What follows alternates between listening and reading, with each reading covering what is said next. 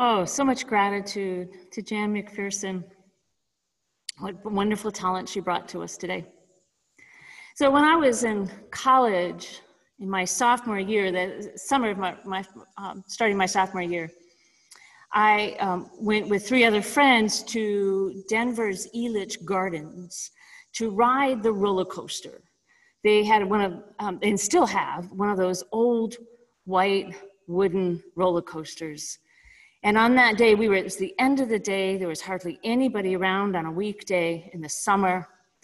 We rode that roller coaster 10 times in a row. 10 times in a row.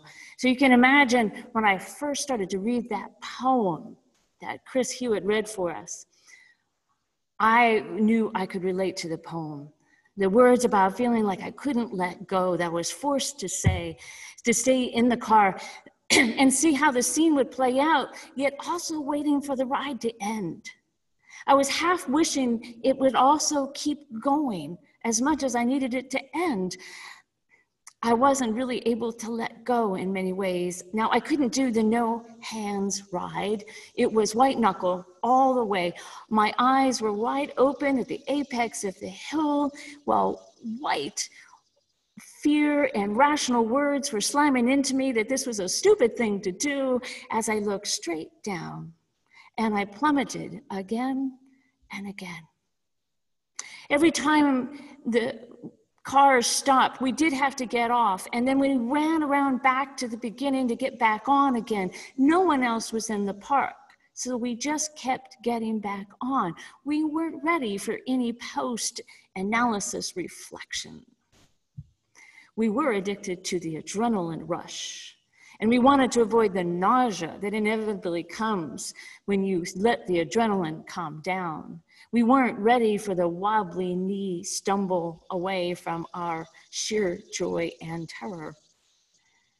I remembered this event last month while talking with a friend who was well into her 70s and still an ardent fan of roller coasters, and I marveled at her love for thrills. And of course, I had to look up who has the Guinness World Book of Records for riding the roller coaster, and it's an American named Richard Rodriguez. He rode the roller coaster for 405 hours and 40 minutes in 2007 in Blackpool, United Kingdom. The quotes that accompanied this story were ranged from that he was just a marvelous, amazing man to he was really quite mad. In today's world, I think it sometimes feels like we're on a marathon roller coaster ride. Feelings of occasionally being marvelous to being quite mad, and I mean this in the most loving and affectionate of ways. With each headline sandwiched between our Netflix escapes and our engrossing puzzles, many of us may feel like we're being dropped to our knees, begging for mercy one moment, to the next moment of sheer awe at the stunning beauty of a piano concerto. Pandemics are known for completely shifting the course of human history. Never mind, we're in this prevailing political class and race turmoil, and the climate crisis and economic whiplash. We're in the heat of a massive shift, and we can't get off the ride. A classic example of historic ups and downs of a roller coaster, historians have reminded us that after the Black Plague of the 14th century, it triggered an end of feudalism.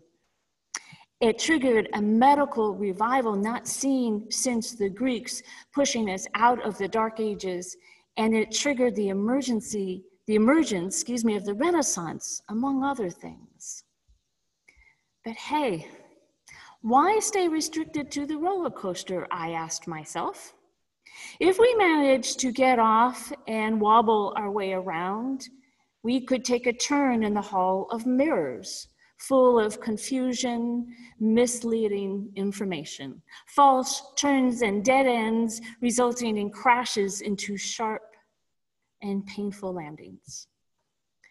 There's always a group headed for the bumper cars. They thrive on intentionally crashing into others, creating mayhem and chaos wherever they go. Others crave the notorious drop tower with its slow climb skyward, an inevitable, levitating free fall back to earth. This sounds like hope raised after watching a round of West Wing and then having to return to the current headlines. Well, perhaps you prefer the Ferris wheel with its perpetual cycle of going nowhere, but affords an expansive view every turn upon which the passive writer is powerless to change. And I suppose it's an option to not read the headlines or to watch the news, sort of like opting for Space Mountain when you have a roller coaster in complete darkness. No time to embrace for impact, just slammed about again and again.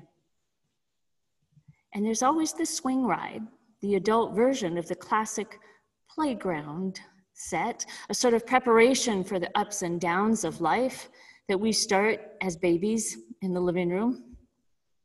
Now, perhaps at this point, you're reflecting on the preferred option of just sticking to that simple playground swing set.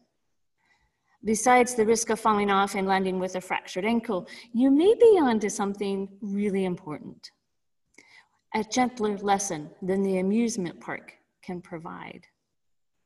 To survive a swing or an assortment of amusement park rides, any of them, it's all about focus. Like a dancer in a fast turn, focusing on a singular object helps maintain balance. In fact, the swing for a young child can help with brain development of the cerebral cortex by focusing on a focal point. Now, since my adventurous college days are over, I'm now guided more by balance. I often turn to the teachings of Taoism, with its foundation in the yin and the yang, universal principles of working in perpetual harmony.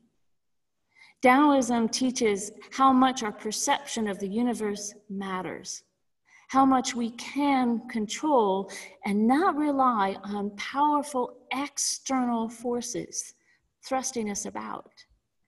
It teaches that balance comes from a focal point. There's a wonderful ancient Taoist story, goes back centuries. It's a story of a sage who is on a long journey, and it begins to rain, and the sage seeks shelter in a nearby village.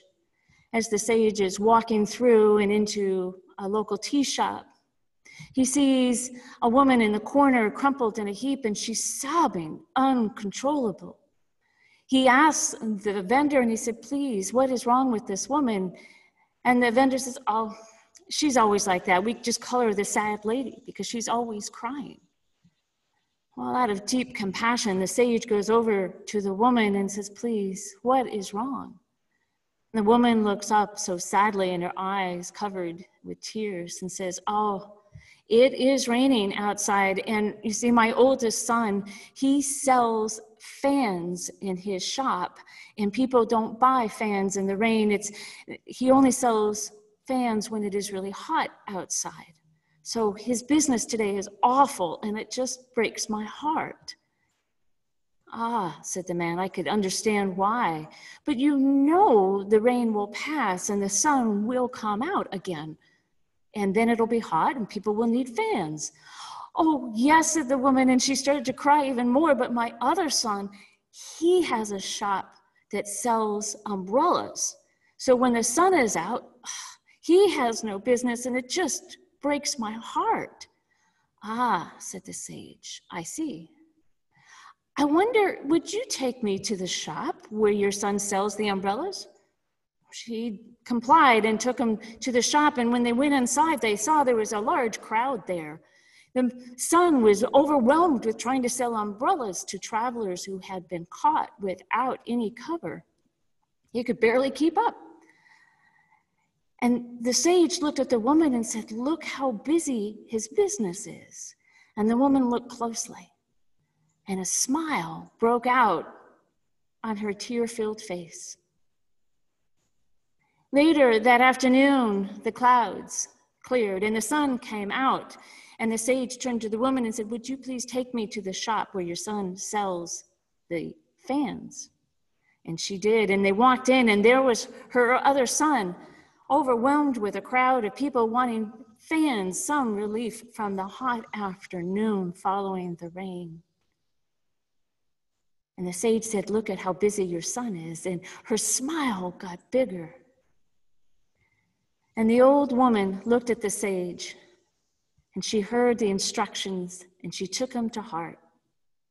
As the sage said, "You need to change your thinking, to look upon the sun when it is raining, to look upon the one who sells umbrellas, and when it is sunny, to look upon the son who is selling the fans." And the woman found a new balance in her life by redirecting her focus. This is the teachings of Taoism, that we have control over what we focus on. And right now, there's an overwhelming number of frightening and horrific events, but I'm not suggesting that we just focus on the sunny side of life, even on a rainy day. No. For marginalized people, for the long oppressed Black, brown, and indigenous people, for non-binary siblings, they may not have the privilege of leaving the house of horrors that they have been trapped in for centuries. The Black spirituals that we love to sing and the powerful theology from Black liberation theologians teach us that grief and lamentation and redemption are real and necessary. It is not about looking always on the bright side of life. But our Black and brown siblings also teach us that faith is a foundation for sustaining life under the most horrific pressure of oppression that they have endured for too long. Shifting perspectives helps us realize that many blessings we hold in our lives and helps us refresh our focal point. It allows for healing and for creativity to emerge and for faith to be deepened, for beliefs to lead to our actions and our words, to help become allies and advocates, and when necessary, to check our power and step out of the center. Right now, many of our fellow Americans are lamenting and grieving over the loss of their worship of American exceptionalism. This terrifies a lot of people. They're not equipped to handle what they perceive as a full-blown crisis to American identity. Their focal point is changing, and some may be recognizing that they have been in a hall of mirrors, surrounded by false and misleading images and fed to them for centuries. I think their faith and their beliefs have been based upon false images of individualism, nationalism, self-aggrandizement, and xenophobia. Now, they're being challenged to focus on something else, and they may not know what to focus on. We're in a time of reassessing the amusement park, the roller coaster, the bumper cars, the hall of mirrors, the free-fall drop tower, and the swing. And while we're at it, just as a quick important side note, let's take a look at the carbs and the sugar we keep feeding our beloved bodies. Such things do not sustain us. Sugar and carbs, you know what I'm talking about for those who crave the cotton candy and doughboys of consumerism. Consumerism is a slow poison to our souls and gives us only a short satisfaction, but ultimately ruins our bodies and our souls. But I absolutely believe that transformation is at hand. A small infection. You're gonna bring my bag in? Okay, don't put it, just put it on the table so I can go. All right, we're being interrupted. Somebody had their mic on. There we go. So a transformation is at hand, my friends. A small microscopic infection has laid bare a hard truth about our country, our world, and our humanity. And this truth requires a more honest recognition of the disparity of class and race and the total failure of the worship of individualism. It is time to see the loss of too many of our social networks and our cohesion among our friends and neighbors. We need a new foundation of balance, of reciprocity. This is found in our social networks. It's found in our arts. It's found in our healthy form of politics with transparency and curtailed power. It is found in full access to our democratic principles. We're voting for all, found in our free press. It is found in free healthcare for all. It is found in education for all. And while we're at it, it's found in healthier food. So here's another important metaphor, my friends. The trapeze bar, seen in the circus. And last February, my husband and I were traveling before the shutdown, and we got to see the Cirque du Soleil version of the show, of the Beatles show in Las Vegas. This amazing act of trapeze artists reminded me of the training, the capacity to focus, as I leap into transition, into a liminal space, the in-between of a moment of letting go and landing in a space where real change can finally happen. So my beloved community, I think we all need to focus. And of course you're asking, what do I focus on? As we let go of one bar and we leap into the unknown, my beloved community, I remind you, we are Unitarian Universalists. We are Unitarian Universalists, or maybe we're just thinking about being Unitarian Universalists, but we should focus on our shared theology. And now you're saying, but we don't, do we have a shared theology? I thought we were non-creedal. We do have a shared theology, my friends. We do. Unitarian, there is a force that unites us, that unifies us. We are bonded by our common humanity and destiny to live and die with dignity and worth. We are one. We are responsible for each other. As Universalists, we know we must all be saved. No one is left behind. No one is left behind. We are Unitarian Universalists. We are bonded in common worth and dignity, and therefore we must all be saved. This is our common theology. This is what we focus on. So I welcome you to the picnic grounds found in the heart of our amusement park. Here, everyone is welcome and all will be fed. This is my vision. And just as long as I have breath, I will focus on this vision. Amen. Blessed be. Ashe, my friends. We sing now, number 6, just as long as I have breath.